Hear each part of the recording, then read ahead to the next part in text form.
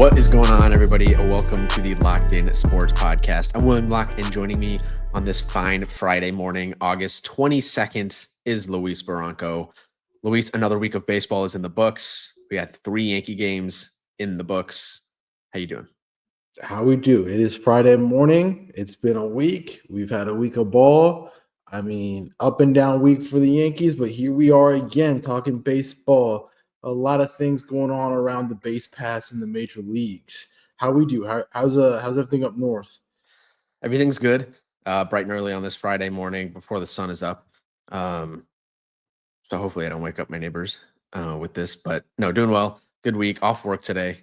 But scheduling made us do this a little bit early. We would have done it before the Red Sox game 1. Honestly, I'm kind of glad we did it after Red Sox game 1 because that's going to change the whole tenor of this conversation today. But overall, doing well. A little disappointed. I was going to go to the Cubs Brewers game on Monday and got rained out.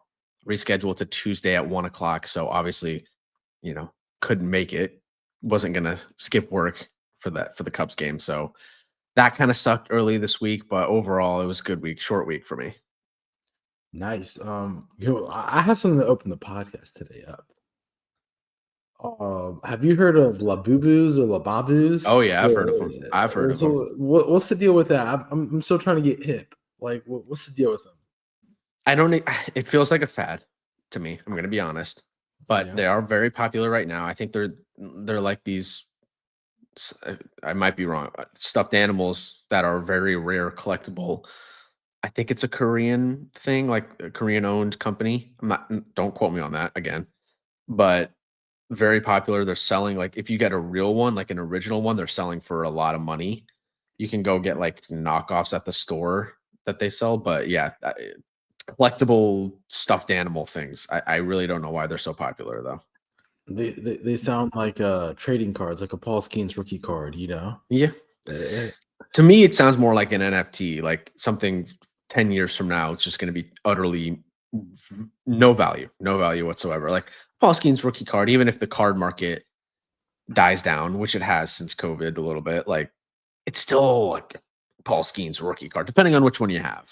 But I don't know, if you have like a stuffed animal one day that I don't know why they're so valuable, but they are, and right now you can go for a lot of money. Why? What makes you ask? I don't know. It's just like it's been the craze. I mean, I'm so out of loop right now. Work's been pretty busy, in and out of work. That's what I've been seeing out on social media, and I'm like, what are these little like gremlins essentially that are hanging out of backpacks? They look like Webkins, Pokemon Go type of Webkins. I miss Webkins as a kid growing up doing Webkins. Club Penguin, Webkins. I mean, Roblox. Roblox is after us. I've never played Roblox. Hey, these kids don't know, man. Some of these kids don't know what they got going on. Like, in my office, I have one of my coworkers. Just makes us feel old.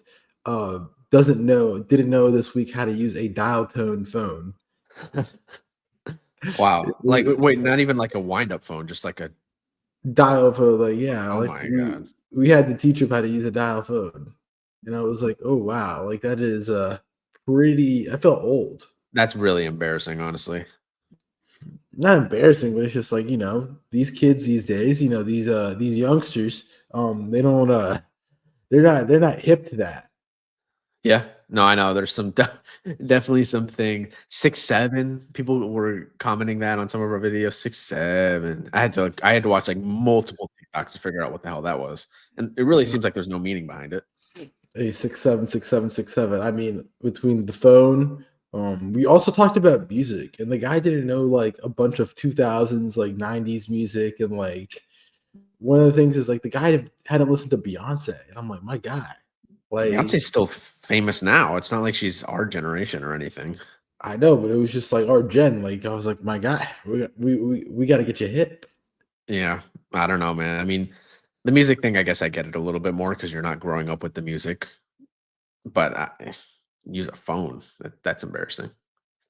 Anyway, I mean, it's just like the things these days. I mean, think about it. Like, that's gonna be our question of the day. Comments. What do you think, guys? Is one thing that if you're a recent like what is it, Gen Z?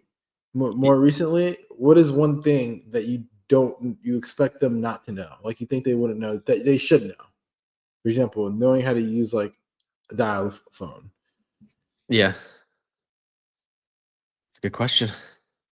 Hey, you got to post it to the listeners. I mean, it's the curious case, you know. A lot of kids don't even know that the Houston Astros were an NL team to start out the 2000s, but you know that is baseball and realignment.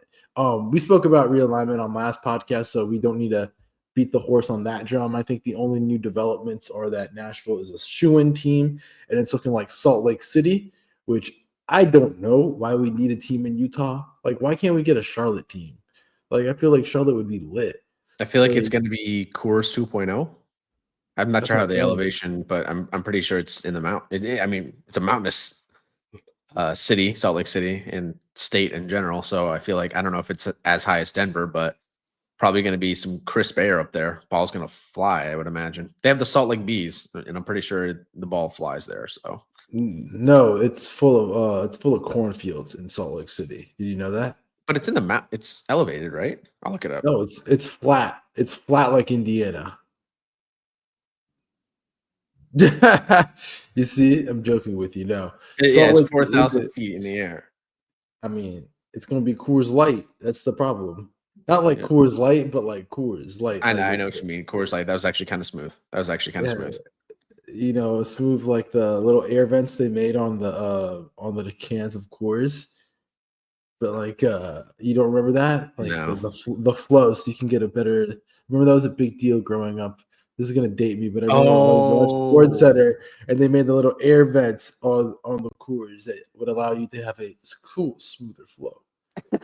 this guy remembers Hey, the advertising.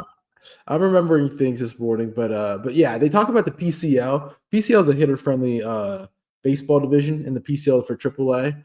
You know those parks in Sacramento, up and down California, the Northwest, and Salt Lake City. I just don't agree with putting a team out there.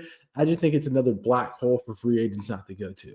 Give it to Charlotte, my guy. Charlotte's lit. Big financial district in the United States. Why not? And North Carolina has a huge baseball presence. I mean, talk about the amount of players that came out of North Carolina. I think Cal Raleigh's from North Carolina. You Yeah, could he went to NC State, I believe. They have no, the he went to FSU. oh yeah, he went to FSU. Someone, I think it was Ian Happ went to NC State. I think he's a North Carolina guy. Carlos Rodon went to NC State. That's who you're thinking of, Mr. Rodon. Yeah, but I think either way, whatever. North Carolina has Team USA headquarters in Cary, so there's the connection there. I think yeah, and North Carolina. I don't know what they would do with the stadium. Maybe they would just renovate the one they have currently because it's a really pretty stadium, and obviously it's not Major League standard. But unless you're the A's, then it would be a Major League standard or the Rays, I guess. But their circumstances are a little bit different. Nonetheless, yeah, I don't know. Well, there's been a lot on the internet this week with the expansion and new divisions and realignment and all that stuff. Some of them are just nuts. Talking Baseball did one, and no offense, I love their content. They did one where they split up the Cubs and the Cardinals. I'm like, that's just not going to happen. I know that's the thing. You got to protect the rivalries. Also, Ian Happ went to Cincinnati, not NC State. Same vibe. I get the same vibe from those two schools. Same color scheme, I guess. Yeah, you can't split up the what? One's black and red, and the other one's red and white. I think that's two completely different colors. Are you trolling? I'm not trolling. Black and white are two different colors. NC State has black in their color scheme. It's more red and white if you look at the logo. All right, whatever. Okay, Whatever. This is stupid. Let's get into the real thing. Let's get. Before we continue, where do you want to see MLB go to next year? Not next year, but when expansion comes. Vegas. Nashville and Charlotte. I think if I had Nashville, Charlotte, and if they wanted to make it cool, like if we're literally just talking anywhere, throw a team in Anchorage, Alaska. Yeah, that would just be a logistical nightmare. I know, but it would be funny as a fan. Do you understand? I would love to see the Latino American players go up and play baseball in Anchorage, Alaska. Did you Like see? they would not go. There was this guy that travels to like every single like he goes to a college football game every year. I can't remember his Twitter handle right now. I can't pull it up right now as we're recording. I guess I could, but it's like college football tour or something. He went to a high school game in like the most northern point in Alaska, and there's this football field out in the middle of nowhere. It's basically out in the ocean. Put a baseball team there. Let's see it. Yeah, talk about a free agent nightmare. Put a team in Honolulu. Talk about another free agent nightmare. But regardless, we are not here to speculate. We're here to speak on real facts and real opinions on the Major League Baseball season. And as we move on, we do our Yankee report as we do so every week in every podcast. William, our Yankee fan aficionado, does his week in review with the New York Yankees. We review the series that was for the New York Yankees. This week, the Yankees had a 2-game set out at George M. Steinbrenner Field in Tampa against the Tampa Bay Rays, in which the Yankees swept in a home run bonanza of a 2-game set. Let's begin Tuesday night. Yankees won 13-3. Stanton had a 2-homer night. Judge hit homer number 40. Cody Bellinger hit 2 homers. Jazz hit 2 homers. Caballero hit 2 homers. And then Ben Rice. The Yankees have 2 games with 9 or more home runs this year, and every other team has 2 combined in MLB history, which ties a franchise record. And they're the third team, at least they're the third team to go back to back to back at least 3 times in one season. When those teams that did it before were the 2024 LA Dodgers and the 1982 Milwaukee Brewers. They won Tuesday, belt the ass situation out on Tuesday night. Wednesday was a thriller of a game. Cam Schittler was incredible, winning 6-4, 6 2/3 for Cam Schittler, going 0 earned, 2 walks, 8 strikeouts in 95 pitches. He did leave the bases loaded, but incredible outing for Cam Schittler. Drew Rasmussen also matched with a great performance, going 6 strong, 2 earned, 2 walks, 6 strikeouts in 91 pitches. Giancarlo hit a home run as well. Grisham hit 2 homers. Austin Wells hit 2 homers. And then Bob Seymour, who is the first Bob in Major League Baseball, don't quote us, since 2025 they hit a homer, which was kind of interesting. 2000, I think it was 2002. Yeah. Something like that. Which is very interesting. I mean, this game was crazy. Yankees were up all game, but David Bednar blew the save in the 9th after a Hunter Fiducia RBI double hitting the wall in center, which that ball looked out when it came off the bat. That was something. And even Trent Grisham stopped running for it, which was kind of scary. But again, Rays had runners at second and third with 0 outs, down 6-4 in the 10th. But Devin Williams closed the door with strikeouts on Chandler Simpson, Yandy Diaz, and Brandon Lau. 5 straight wins for the New York Yankees. Let's talk about it. I mean, Giancarlo Stanton's on a whole nother planet right now. He pinch hit homer, as I said earlier.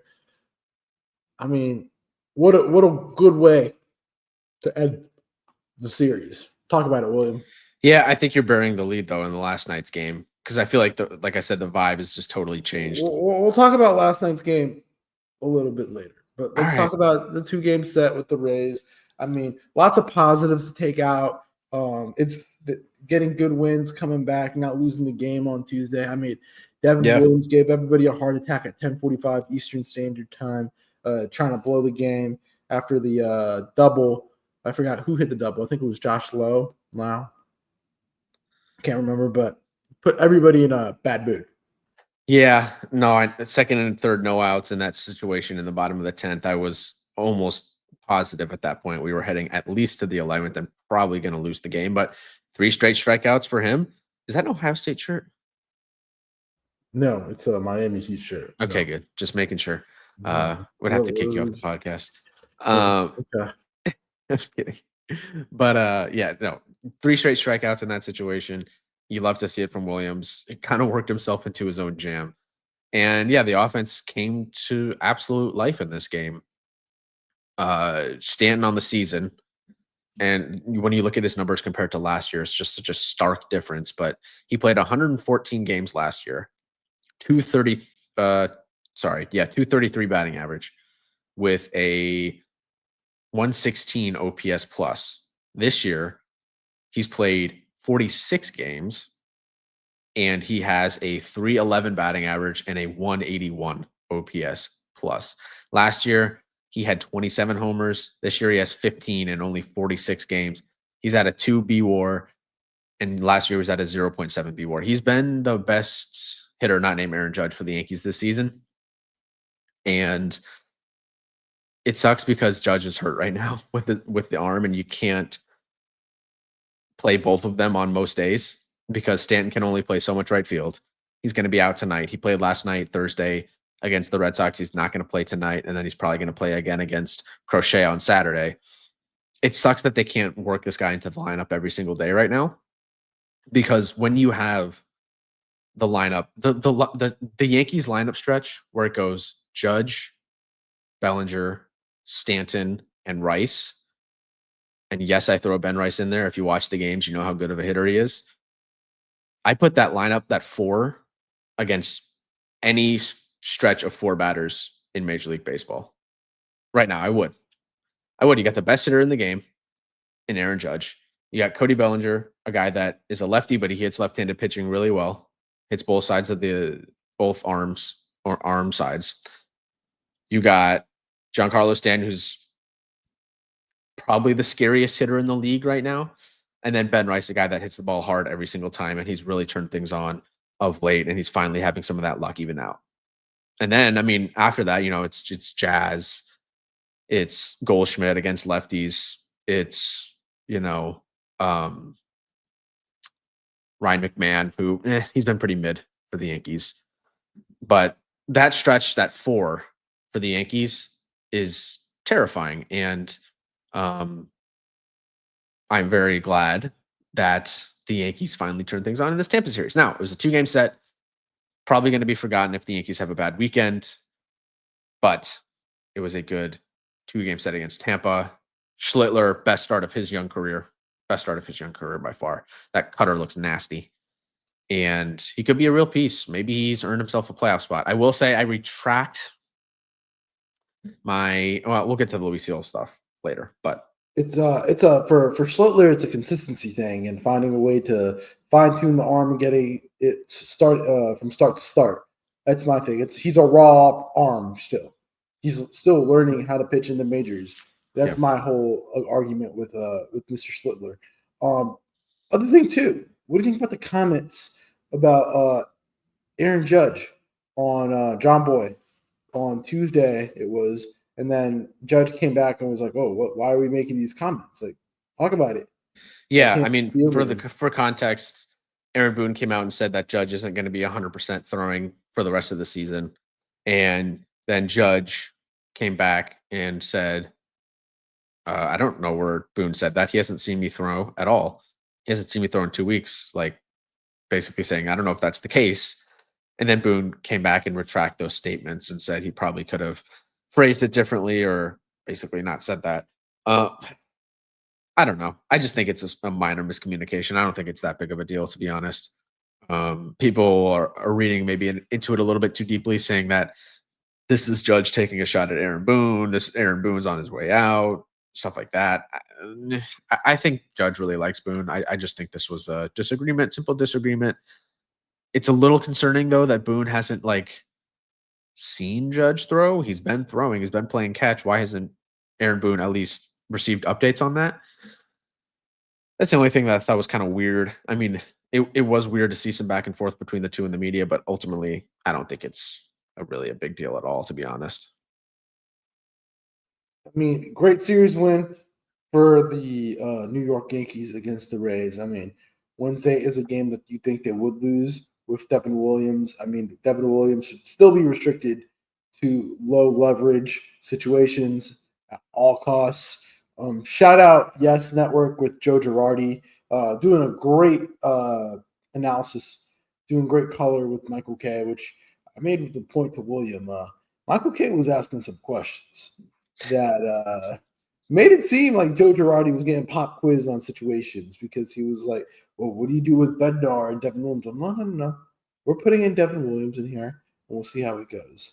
No. He needs to bring the ball the other way. Like, it's so refreshing to have an actual, like, not actual because Paul O'Neill is, but from a different side, from a managerial side on Yeah. the call on Yes Network. But You thought he was setting Girardi up for like yeah, interview questions to be a manager, like he's he coming back to was. managing.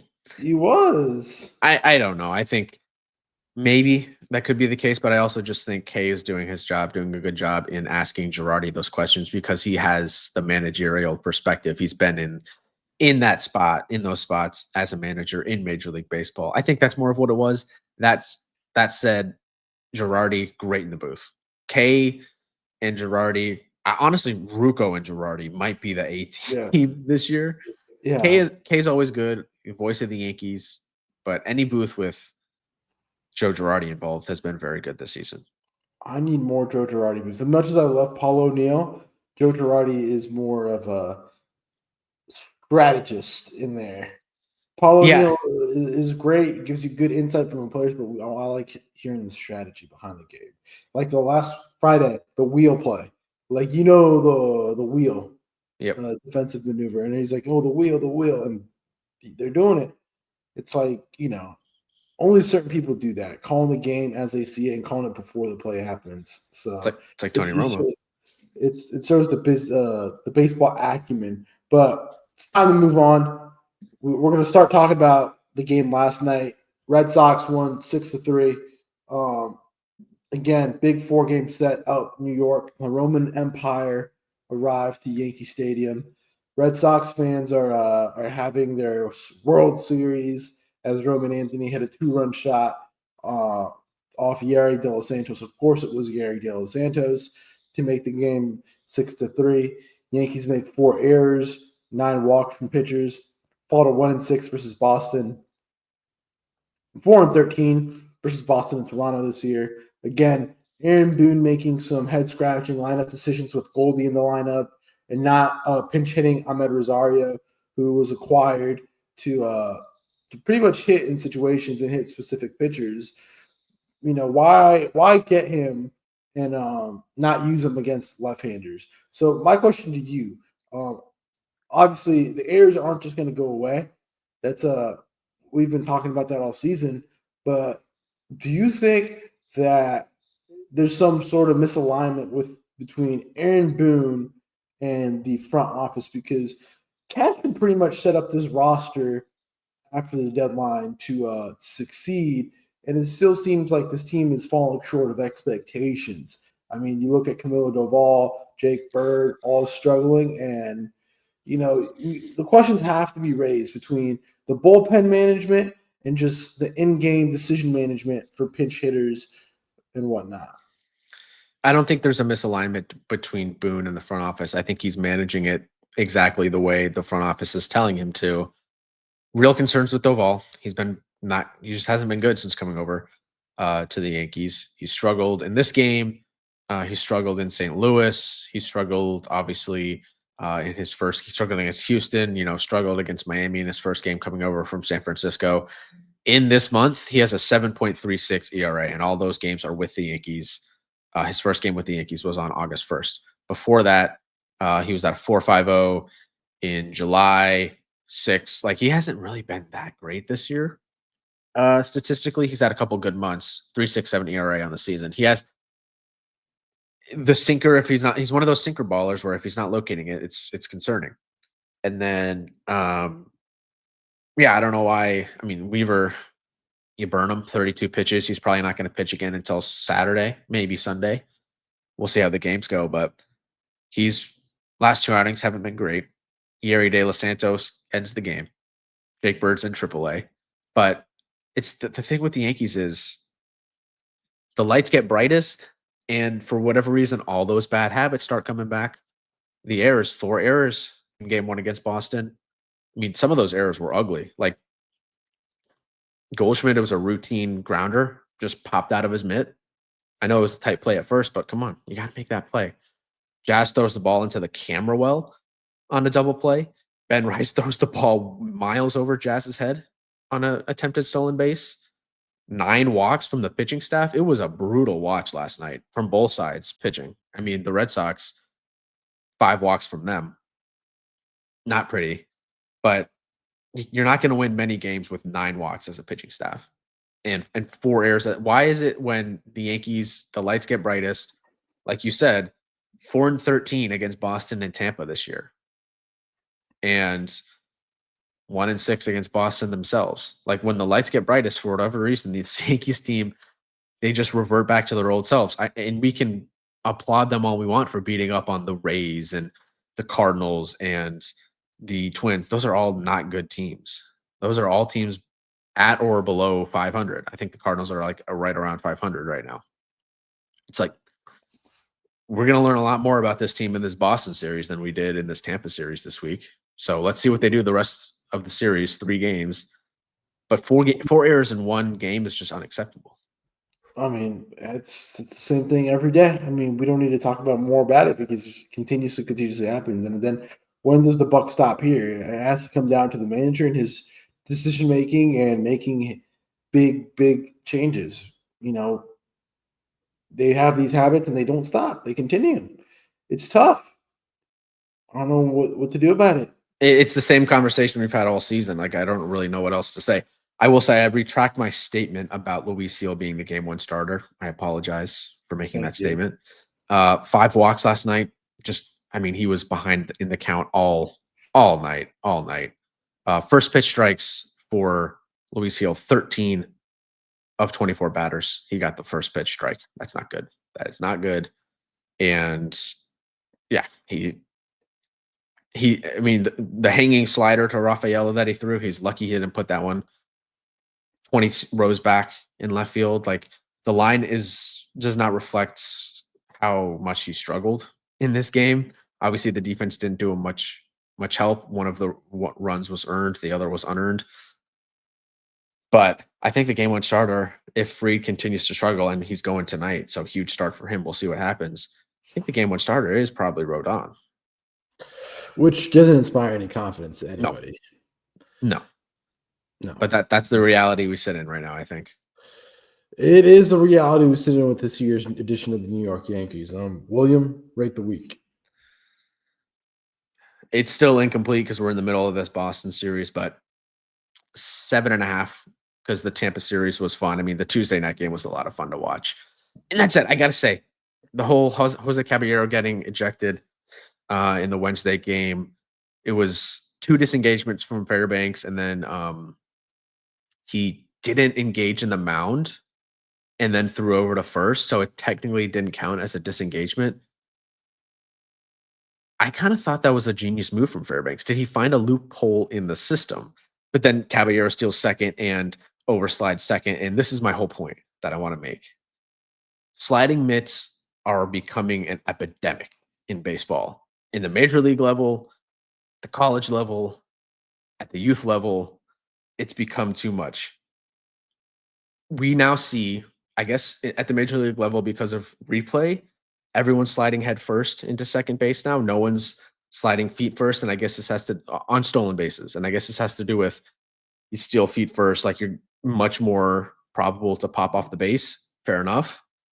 But you're also very probable to pop off the base when you're using these sliding mitts. Like, I cannot tell you how many times I've seen guys come off the base because of a sliding mitt this year because they can't keep their hand on the base. And then also you got these guys wearing 2 sliding mitts. It's like, come on.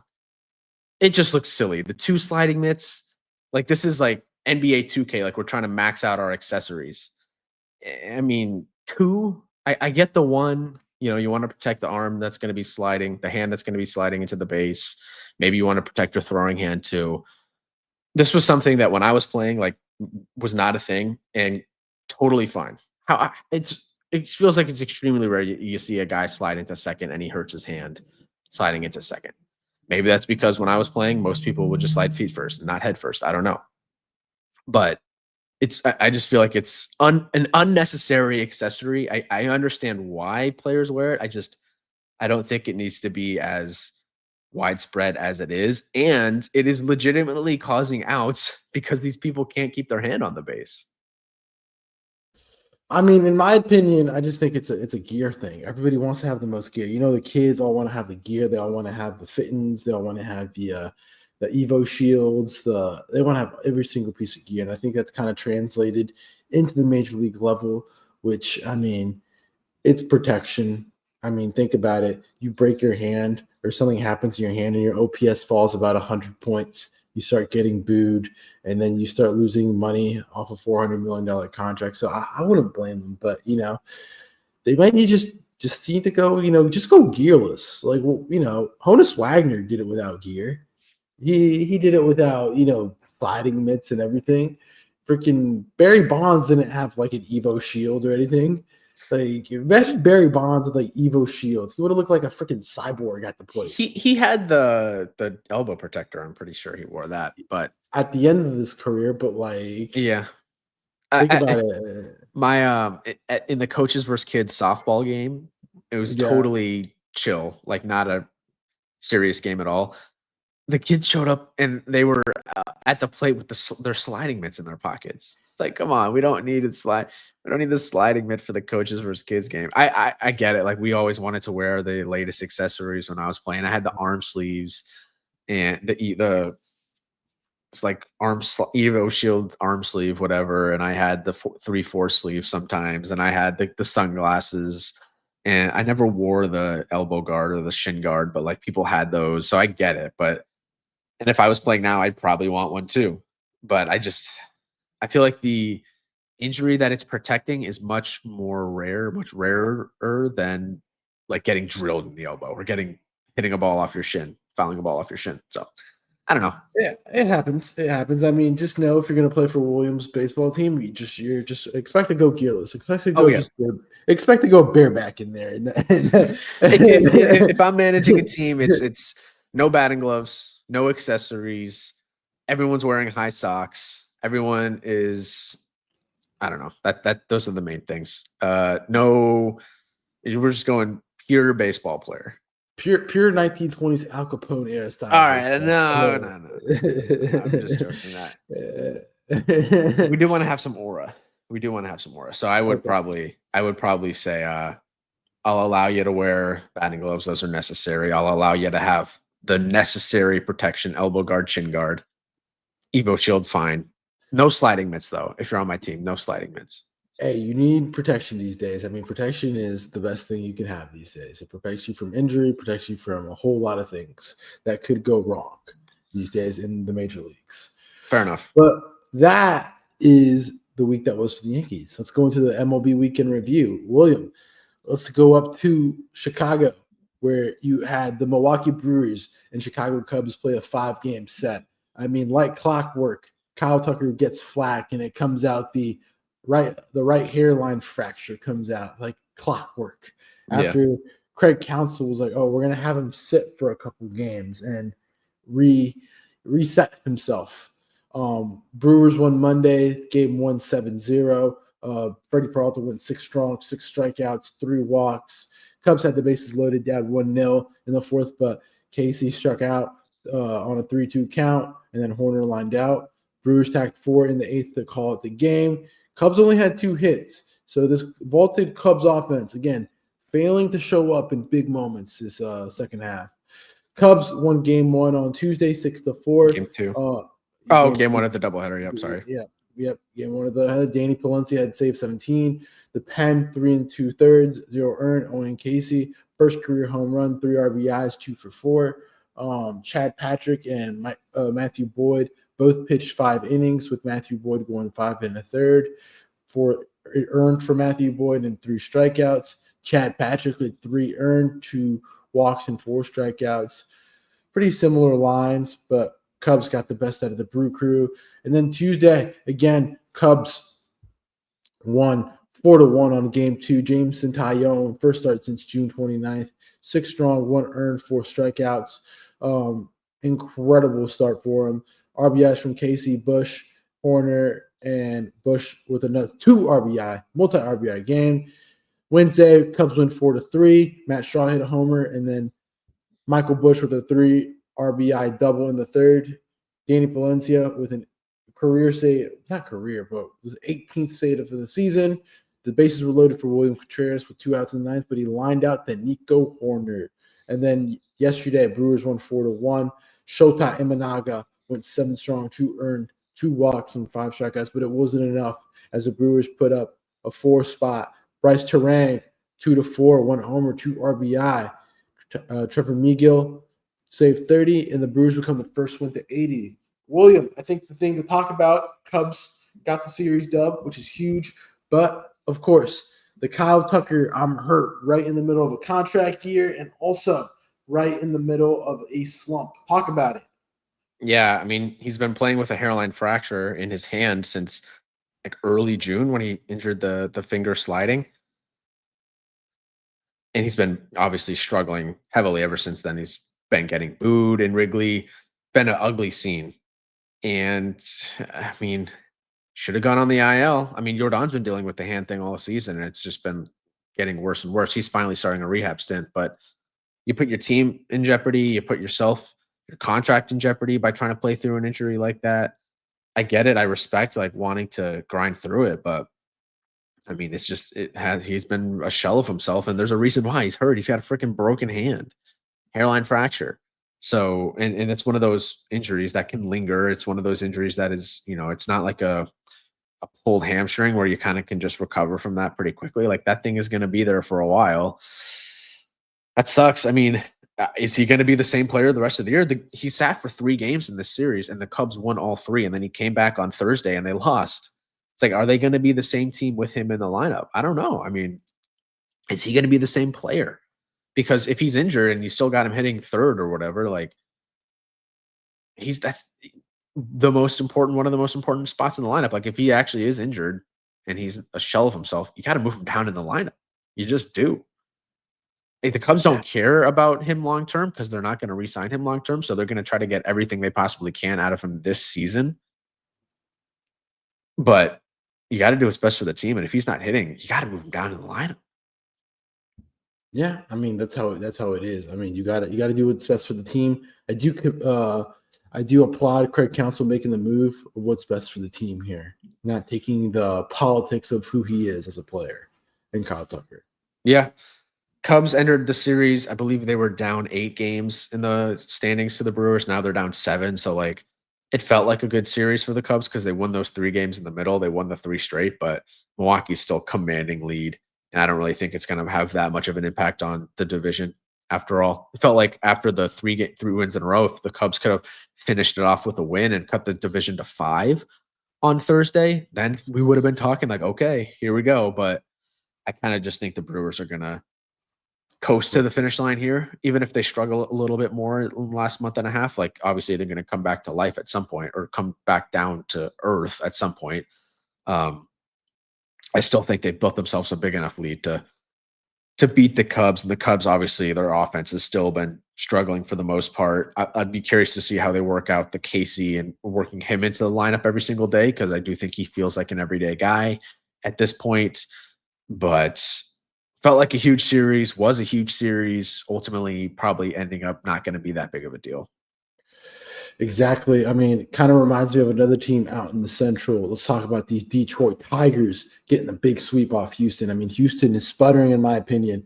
Yeah. Very, very interesting. That's the team I'd want in the AL. I'd want to face in the first round. I mean, Houston's all over the place. I mean, Tigers won Monday 10-0. Jack Flaherty, 7 strong, 0 earned, 9 strikeouts. Astros lost 12-0 on Sunday, and then now 10-0 on Monday to the Tigers. Tigers scored 4 runs in the 5th and the 7th. Colt Keith went 3 for 4, 1 homer, 2 RBIs, and a double and 2 runs. Wenzel Perez, Riley Green, Trey Sweeney, and Colt Keith all hit homers. Tuesday, the Tigers won 1-0, which I watched that game. Tariq Skubal, strong, reached 200 Ks for the season. 7 strong, 0 earned, 3 hits, 2 walks, 10 strikeouts. Hunter Brown matched him, going 6 strong, 0 earned, 3 walks, and 6 strikeouts. Astros went 0 for 4 with runners in scoring position, but didn't create opportunities. And then Gleyber Torres walked it off in the 10th. To that point, the Astros had gone 28 innings without scoring a single run. In addition, Wednesday, they got some runs, but old man Charlie Morton got the dub. Tigers winning 7-2. Charlie Morton went 6 strong, 2 earned, 3 walks, 8 strikeouts. He's been very good. Should have been acquired by more contenders. Framber Valdez allowed 7 earned in 5. Mauricio Dubon hit a homer, but it was too much as the Tigers won 7-2. Dylan Dinger and Javi Baez had multi-hit games. And then Taylor Trammell was carted off after running into the center walled field.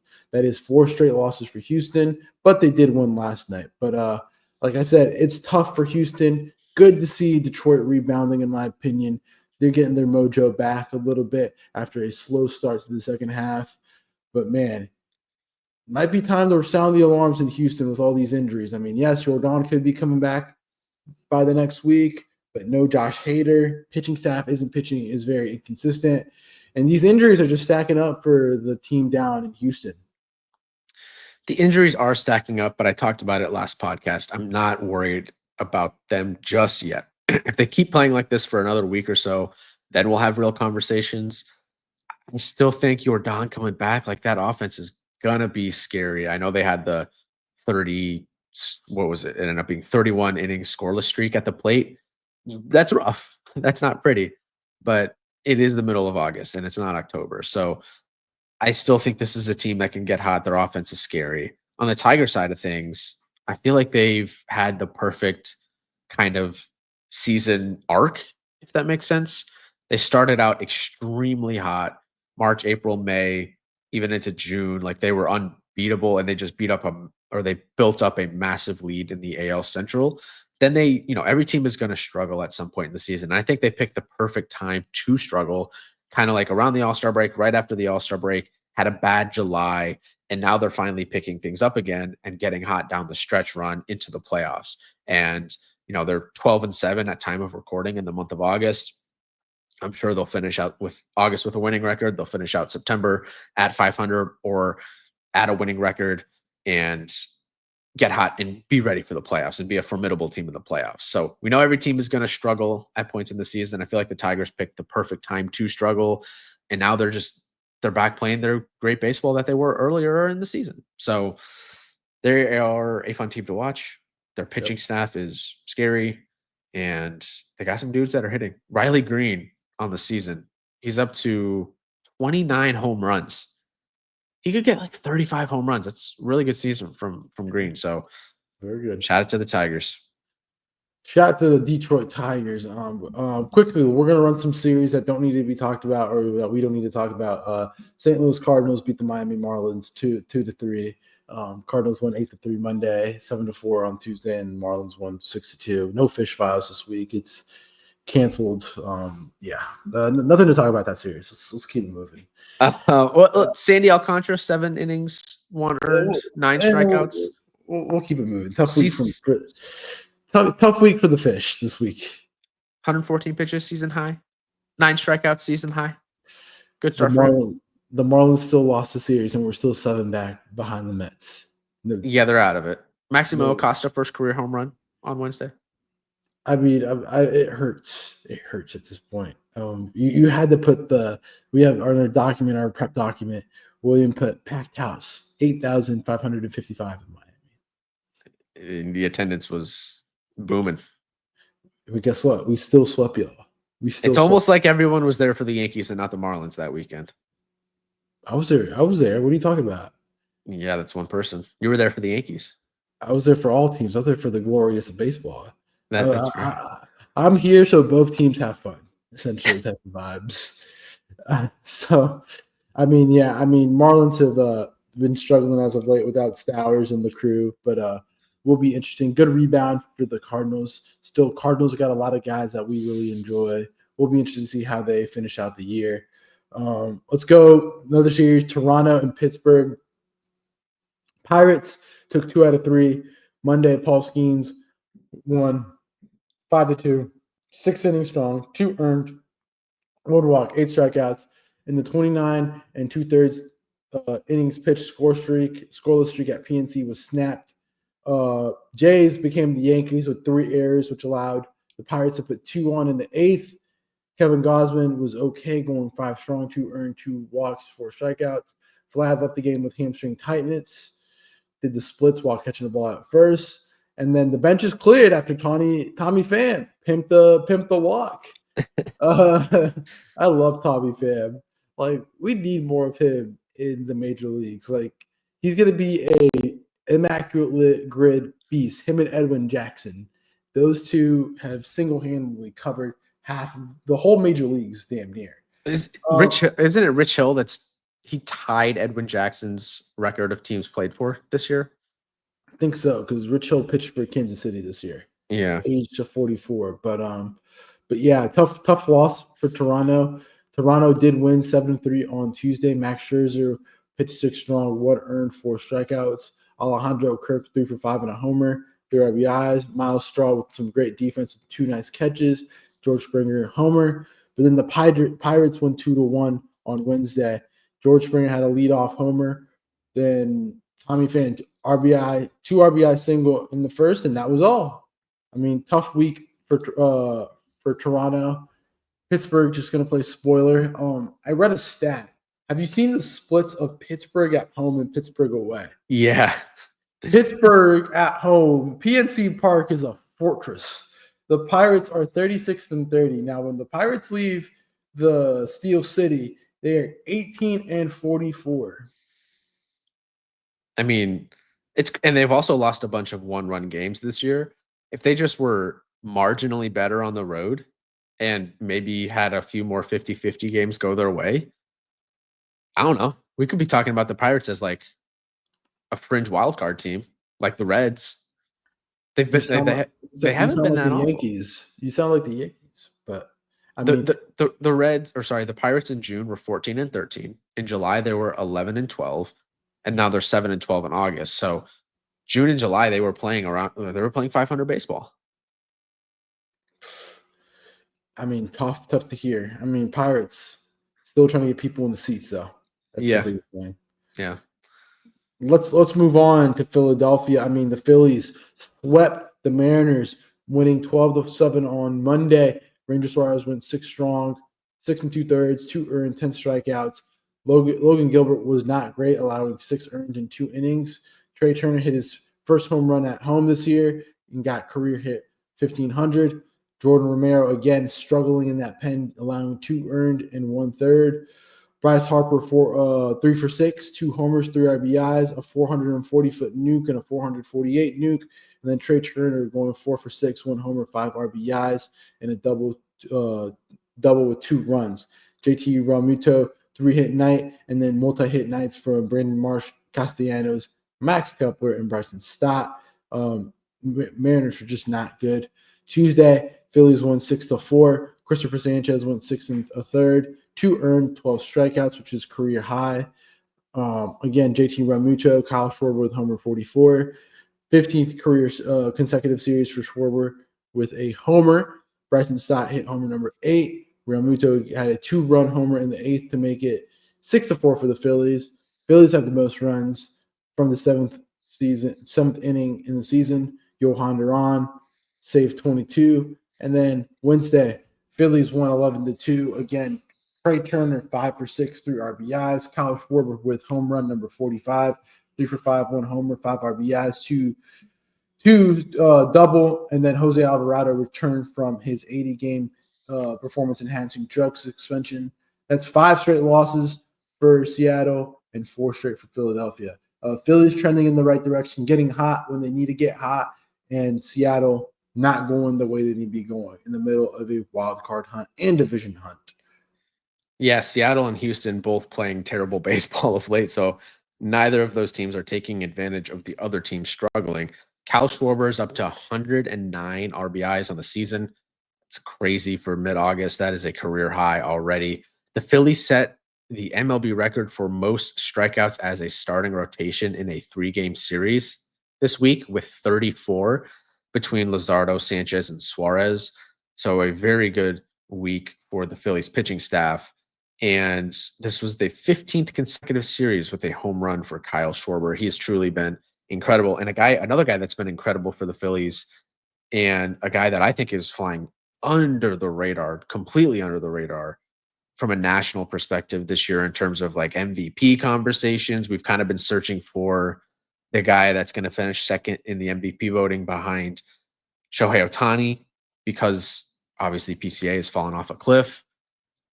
I think Trey Turner has a very, very good argument.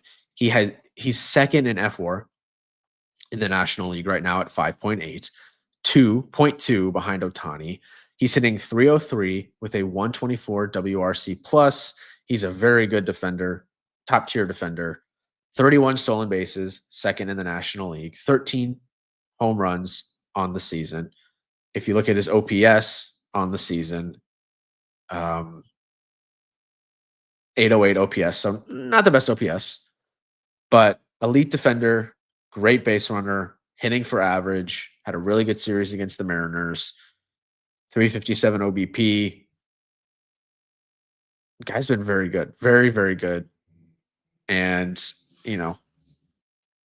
I think he has a very good argument for MVP. I also think Kyle Schwarber, I know the WAR isn't there for him, but he's having a historic offensive season, one of the best offensive seasons in Phillies history.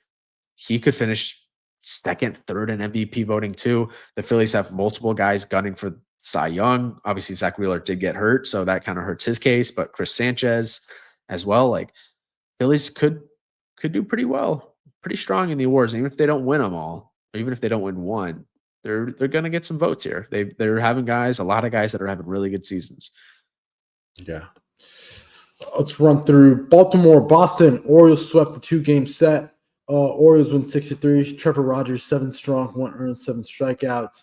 Homers from Gunnar Henderson. Ryan Mountcastle, 3 for 5. Nathaniel Lowe was signed on Monday morning. He was DFA'd by Washington. Jordan Westberg left the game with right ankle discomfort. Tuesday, Orioles won 4-3-11. Nathaniel Lowe hit a game-time homer in the 9th, but Boston 0 for 13 with runners in scoring position, leaving the bases loaded with no outs in the 8th, down 3-1, 3 strikeouts in a row. Didn't score in the 10th when the game was tied 3-3, and then left the bases loaded down in the 11th, 4-3. Big series win for Baltimore. Helped the Yankees out right there, putting Boston into a little hole. But, I mean, Boston's playing New York this weekend, so they can get out of the hole. Yeah, exactly. So that kind of renders this series a little bit irrelevant for this discussion because we've already had game one of the Yankees-Red Sox series. The Red Sox were this is one thing we didn't talk about in the Yankee recap. Red Sox were 3 for 19 with runners in scoring position last night in the first game of the series. I mean, I think they said they had the leadoff batter on in 6 of the 9 innings. The Yankees just were playing behind the 8 ball the whole night, and that game on Thursday could have been a lot worse. It could have been 12-3 Red Sox, not 6-3 if they just learned how to hit with some runners in scoring position. A guy I do want to give some love to, guy that has not been talked about in the national landscape, Trevor Rogers. Trevor Rogers has been truly elite this season for the Orioles, and it's got me wondering if they got a legit ace on their hands. 1.41 ERA on the season. This game against Boston, he went 7 innings, 1 earned, 7 strikeouts. Truly great pitcher. Fastball change, kind of his main MO, his main approach, does mix in the sinker slider. I mean, average exit velo is lower, 93, but guys don't hit the ball hard off him. They kind of do, but doesn't walk guys, pinpoint control, average strikeout rates, lefty hit pitcher, 27 years old, 6'5". Being 6'5" probably has a role in this. Super tall guy. It's always awkward to hit against super tall guys. You look at his splits against lefties, just sorry. Where did they go? I don't know. I can't find it. Had them up, but I lost them. Either way, in the month of August, 1.29 ERA. July, 1.03. Guys been lights out for the Orioles, and they're playing a little bit better. They did lose last night though. Tough loss to Houston. Yeah, tough loss. Let's talk about White Sox Braves. Braves took 2 out of 3. White Sox won 13-9. Spencer Strider on Monday, 7 earned, 1 walk, 2 strikeouts, allowing 2 homers in 3 innings pitched. Not good this year at all. Most runs the White Sox have scored. Michael Harris, The second stays hot, going 4-for-4 with a homer and 2 RBIs. Braves won 11-10. On Tuesday, Jurickson Profar hit a home run, 3 straight games with a homer. Michael Harris hit a homer. Sox were up 10-4 but in the 6th, but the Braves put up 5 in the 7th to make it 10-9 and took the lead in the 8th, putting up 2. Raciel Iglesias hit the save. Matt Olson 4-for-5. Passed Pete Rose in consecutive games played all-time leaderboard, which is crazy statistic. A new Ironman in the league. And then Wednesday, Braves won 1-0. Hurston Waldrop, 7 strong, 0 earned, 1 walk, 7 strikeouts. .73 in the last 4 starts since being called up for the Speedway Classic. Nice guy. I like him. I've always been a fan of him. Only run came when Marcell Ozuna scored on a throwing error by Colson Montgomery. Pretty much both teams are dying while White Sox are playing for next year. But the Braves are giving themselves some pride by playing really well. I mean, sadly, Austin Riley's out for the rest of the season with core muscle surgery. But good to see that the Braves are playing strong here down the stretch. Yeah, Braves are 12-7 in August, so they're finally playing some better baseball. The Spencer Strider stuff is really concerning. I mean, he's just been a shell of himself this year since coming back from that internal brace surgery. He's at a 15.43 ERA in 3 starts against the Mets, Brewers, and now White Sox in August. All of the metrics are down on him. I think the Braves should maybe just shut him down for the rest of the year and let him get healthy over the offseason. I'm worried about Strider. Hurston Waldrop, on the other hand, is a really exciting prospect for the Braves. He's been completely lights out. 0.73 ERA in his 4 starts this month since being called up for the Speedway Classic. 24th overall pick in the 2023 draft from Florida. He pitched 2 games last year for the Braves to a 16.71 ERA, but now he made the splitter his primary pitch. Instead of that 4-seamer, he also added in a cutter and a sinker to the mix, and he's been really good for Atlanta. Super young guy, 23 years old. Maybe he's a dude to look forward to next year for that lineup or for that rotation when they're maybe back in playoff contention. Hopefully Strider's back healthy next season and the Braves can maybe make a run for it next year. But this year has just been a disaster. But there are some lone bright spots. Obviously, Harris playing out of his mind right now, and Waldrop. Name to watch in that rotation. Yeah. Royals took 3 out of 4 from Texas, winning 4-3 on Monday, 5-2 on Tuesday. Bobby Witt on Tuesday had a career homer 100, 4th fastest in MLB history to 100 homers and 100 stolen bases. Then Rangers won Wednesday, 6-3. Higashioka had a 3-run double in the 9th to make it 6-3, and then the Royals won 6-4 on Thursday. Texas going backwards, and now quietly the Royals are now 2 games back from the last wild card position. Yeah, the Royals in the month of August, 12-7. Playing good ball. Vinny Pasquantino's hitting a lot of home runs. They're pitching well. Seth Lugo had a good bounce back start this week, 6 1/3, 2 earned on Tuesday in their win that night. Obviously, you have Salvi Perez, but a guy that I want to call out, a guy that they apparently traded for at the last 30 minutes of the trade deadline, Mike Yastrzemski. Since coming over to Kansas City, he's hitting 226, which is obviously not good, but he has a 149 OPS plus and a 913 OPS with 5 home runs. He had 8 home runs in 96 games in San Francisco. He has 5 in 17 games in Kansas City. 1.1 B-WAR in Kansas City in those 17 games. He had a 1.9 B-WAR in San Francisco in those 96 games. So he's been a very good acquisition for Kansas City. And I don't think they're necessarily out of it. It's just a question of what team between Seattle, Boston, New York drops out of it. But they're only 2 games back, 4 games over 500, 8-2 in their last 10, playing good baseball. They are playing the Detroit Tigers for 3 this weekend, which will be tough. They do avoid Tarek Skubal, which is huge. And then they get 3 in Chicago against the White Sox. And then they play the Tigers again next weekend. So, Yeah, they're playing. I mean, the 4th in starting pitching ERA on the season, 7th in relief pitching ERA. So they got good arms. Strong. Dodgers and Rockies split the series. Rockies won 4-3 on Monday. Ezekiel Tovar with a homer, who's 7 for 8 with 2 home runs and a double off Yamamoto in his career. Warming Barnabell with the walk-off RBI single. Rockies snap a 10-game losing streak against the Dodgers. Dodgers won 11-4. Alex Call hit a 453 nuke, which is the longest of the Dodgers this season. Tony hit homer 44. Carlos hit his first career homer, and then Britton Doyle with a homer as well.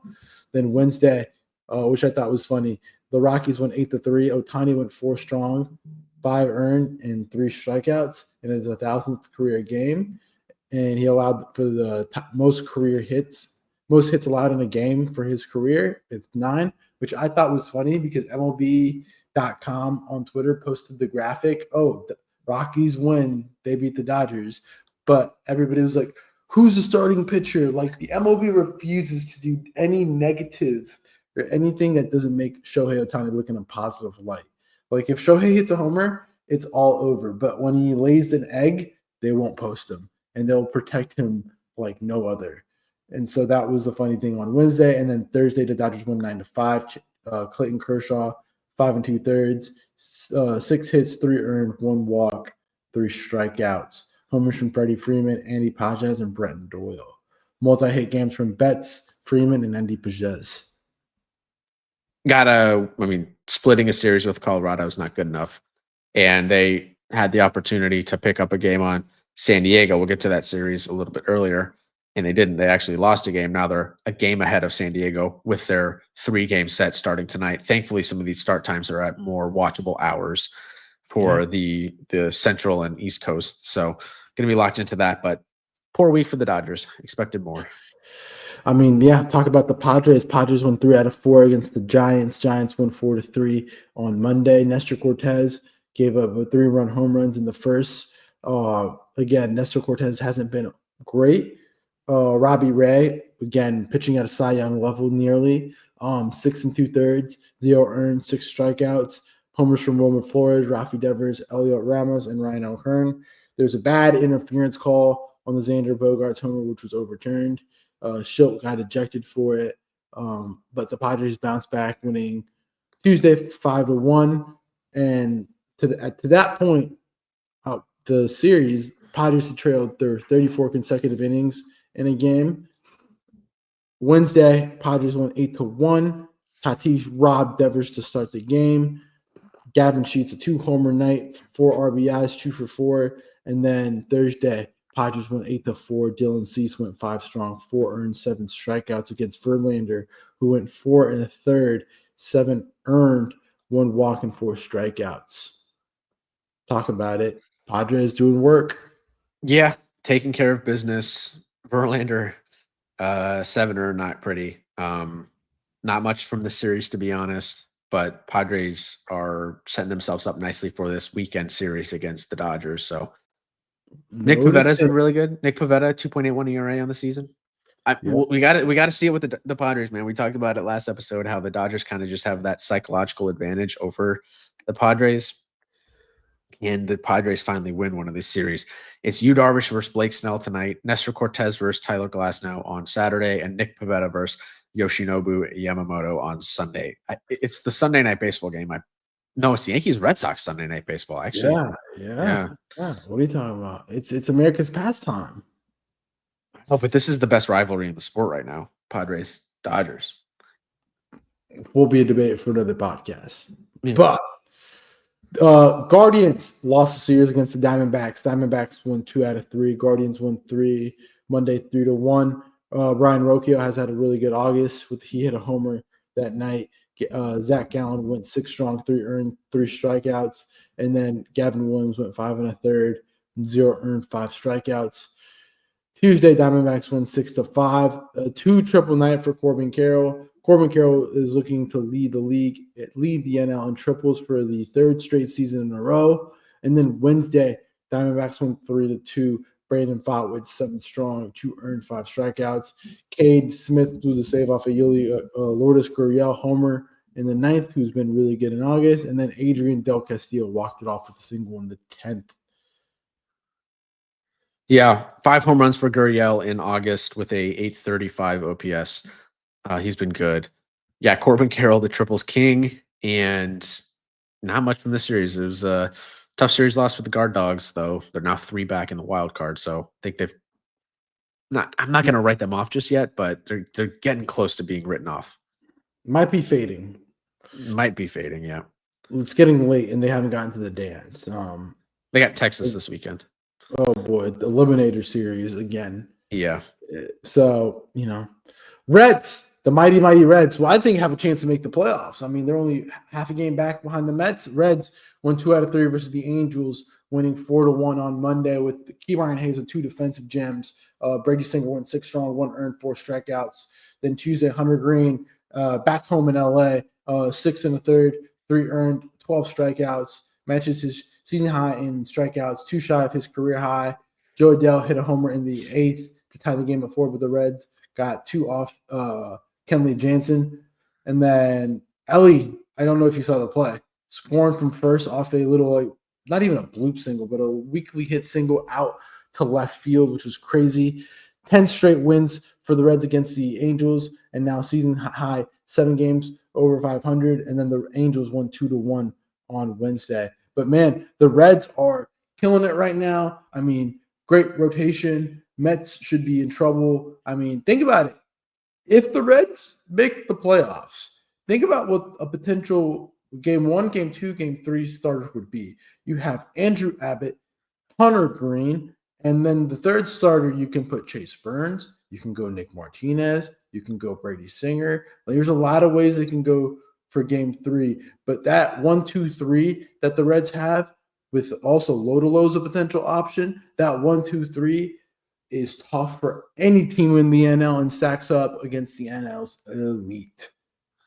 Yeah, they did lose Burns with the flexor, so probably going to be out for the rest of the season. Lodolo's on the injured list with that blister.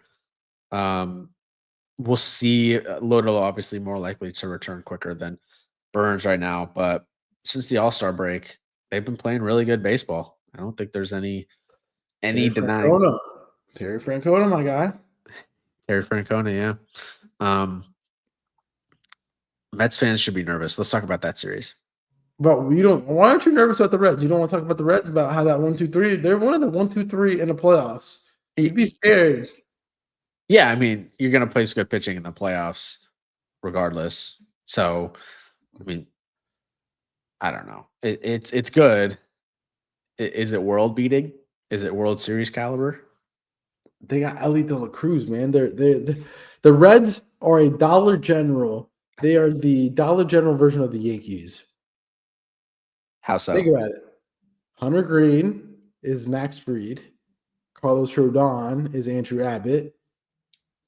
They don't have their number 3 could be Chase Burns, could be Nick Lodolo, and then they have Ellie De La Cruz, which is Aaron Judge. I think they can make the playoffs. That's why I want to talk about the Mets series, because the Reds have just felt like a better baseball team than the Mets. They have been for the last month and a half. Exactly. I mean, we gotta love the Nationals taking care of business from the Mets. Nationals won 2 out of 3. Mets won 8-1 on Tuesday. David Peterson won 8 strong, 10 strikeouts, 1 earned, 1 walk. Homers from Juan Soto, Mark Vientos, Brett Beatty, and Jeff McNeil, who went 3 for 4 and a double and a walk. Then Wednesday, Nationals went 5-4. Brad Lord, 5 1/3. 4 earned, 4 strikeouts against Cody Senga, who was able to notch 5 strong, 4 earned, 4 strikeouts. Nationals won 5-4, and then the Nationals won 9-3, as Mackenzie Gore only went 4 1/3.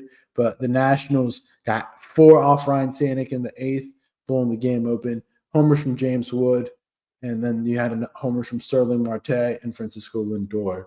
Mets fall to 26-36 on the road. Mets clearly struggling on the road against inferior competition. Mets pitching is tough, not great. Again, this is what happens when you bargain bin. You play stupid games, you win stupid prizes. Congratulations, Mets fans. You played yourself. Since the All-Star break, the Mets are 21st in ERA with a 4.62 as the team. You're right. I mean, they didn't go out. Cohen took that route. Now he went the old route when he brought in Scherzer and Verlander. It didn't work out, and he made like a note to himself, like, I'm never going to make that mistake again. I'm never going to give aging stars major money. Now they, like you said, they went the bargain bin route. They went to Goodwill. They went to Dollar General, and if they miss the playoffs, I mean, oof. To the Reds. To the Reds. To the Reds. Like That's who it's going to be. The Reds. A team is infamous for not spending any money, and you just spent almost $1 billion on one player in the offseason. I mean, it's unexcusable. But I thought the Mets had a better future. Well, we'll get to the worst contracts draft, which but I thought they had a better future than the Yankees. Well, I want to get to this worst contracts draft because there's going to be some surprise picks, I think. I'm just saying, I just thought the Mets had a better future than the Yankees. That was one of the big points of contention why Juan Soto went to the Mets. The future. It's true. Hey, no, Jonah Tong needs to come up faster. I don't know if you've seen him pitch. He's in Double-A. He looks pretty good, but yeah, cool. Do it in the majors. Like, they need production at the major league level. I don't know what to tell you. They're gonna Matt Harvey him. They're gonna become a sensation, and then boom. But finally, Mets fans are in shambles right now. Oh, they are. They should be. I mean, they want to talk about the Yankees, but the Yankees are okay. Who did the Mets play this weekend? Sorry to put you on the spot. I'm trying to find it. I can't find it either. They play the Braves. They play the mighty Braves. Uh-oh. In Atlanta? Yep, in Atlanta. And then they get Philly. Oh, well, it could be a tough 2 weeks. And then they get your Miami Marlins in the fortress that is not Lone Depot, Citi Field. Well, it'll be a fortress. Lone Depot, just wait till they come to the fortress. We're knocking them out of the playoffs. That's our Super Bowl. It is your Super Bowl. That is true. Hey, watch.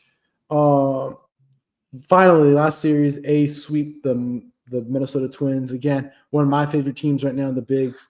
A's win 6-3. Jacob Lopez 6 strong, 2 earned, 1 walk, 8 strikeouts, and 94 pitches. His scoreless streak snapped at 25 2/3, but he's pitching really great. Joe Ryan was only able to get through 4 innings with 2 earned and a walk. Shea Langoliers, homer, playing better than Cal Raleigh right now. That's what I'm saying. Oh, it's not even debatable. I'm saying Shea Langoliers, Team USA, backstop. Wednesday, A's won 42-10. James Outman and Ryan Fitzgerald, they look alike. They're both playing on the Twins, but Shea Langoliers had a 2-run homer in the 10th to give the A's a lead 4-2. A's have been playing incredible baseball, over 500 ball in the last 2 months.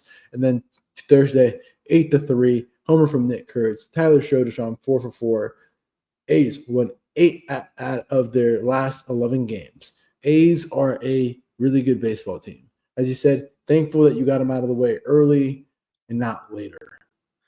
13-11 in July, 11-7 in August. Again, I'll say it again. Like, the 2 guys that are leading baseball in F4 in the second half, Nick Kurtz, Shea Langoliers. Nick Kurtz is hitting .426 with a 1.354 OPS since the second half started. Shea Langoliers is hitting .349 with a 1.175 OPS. These guys are absolutely tearing the cover off the ball. Shea Langoliers has 16 home runs in the second half alone. That leads all of baseball. That's more than Kyle Schwarber. This guy has been, like you said, no one is talking about Shea Langoliers, but he's been better than Cal Raleigh in the second half, which is almost a month and a half at this point. Shea Langoliers is putting himself in the conversation to be on Team USA in the WBC. Totally agree with you. And I love what I'm seeing from the A's. As Luis's fire alarm goes off, we had to pause the podcast there. Would have been it's 7 a.m. there, so it would have been quite the scary wake-up call. Good thing you were awake already. Volpe E6 type of vibes right now. But either way, love what I'm seeing from the A's this season. Langoliers, Kurtz, Soderstrom. They got the lineup, man. They've been playing great baseball. So I don't know. Could they be this year's Tigers? Probably not, but Oh, we'll see. let's see. I mean, I was going to pull up who they have this weekend They got the M's. They got the Mariners this weekend in Seattle and then Detroit. So that's a really tough two series in a row. They've been playing good though. 11 under 500. Don't give up on them. Fangraphs gives them a 0.1% chance of making the playoffs. I'll take that. I'll take it. Don't give up on them. I like them. So we'll see what happens. I mean, that's the week that was for baseball. You excited for this weekend? Nervous. We'll see what happens, but make sure you guys subscribe to the YouTube. We're trying to hit 150 subscribers by the end of the year. Make sure you follow us on Twitter, on X, Instagram, TikTok. Williams posting exclusive content exclusively for TikTok and their shorts. Every platform has an exclusive feature of content. So make sure you follow us again on those modes. Finally, Substack articles coming soon, eventually, whenever, maybe by the end of the playoffs. So, yep, William, as he just did emotes, doing the DB. Make sure you keep it locked. William, any closing sentiments? Any closing? Yankees, don't let me down this weekend. They are going to control my mental health for the next 3 days, as they do all season. That's all I got, Luis. Thanks as always. We'll be back Sunday evening for the weekend in review. Until then, we'll catch you next time. Peace out.